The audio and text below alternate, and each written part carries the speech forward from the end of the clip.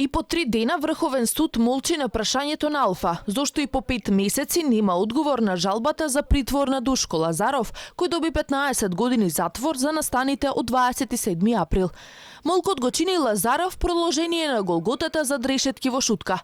Тука се врати откако судијката Добрила Кацарска одлучи да му ја укине гаранцијата од близу 800.000 евра во недвижен имот, што инаку му овозможи пред да се врати во притвор да се брани од слобода, но сега е сепак внатре.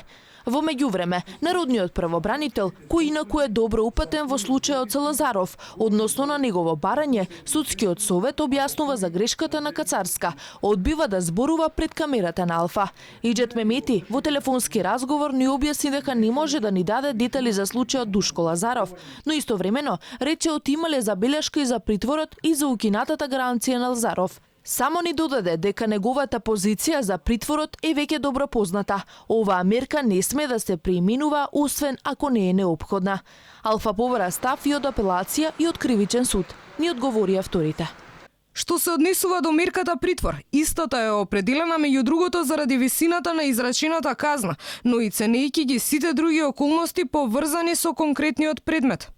Голготата на Лазаров трае речиси 2 години. Во месец јули 2018 година, додека е во притворското оделение во Шутка, успева да издействува одлука од апелација да се брани од слобода, откако претходно приложил гаранција во недвижен имот на негово име, на неговото семејство, но и на негови пријатели. Бил обврзан да се јавува една седмично во судот и му била одземена патната исправа.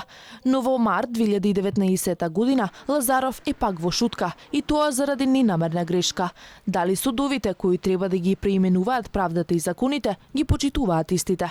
Зошто мерката притвор не е таа која треба да се елиминира кога има гаранции и кога има дополнителни мерки на предпазливост како во овој случај, туку напротив се практикува со полна пареа?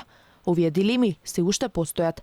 Инаку Лазаров на 27 април бил единствениот кој бил присутен во штабот, во кој согласно актите на МВР требало да бидат присутни најмалку уште 7 други представници од полициските единици. Лазаров е правник со 30 годишно работно искуство во МВР.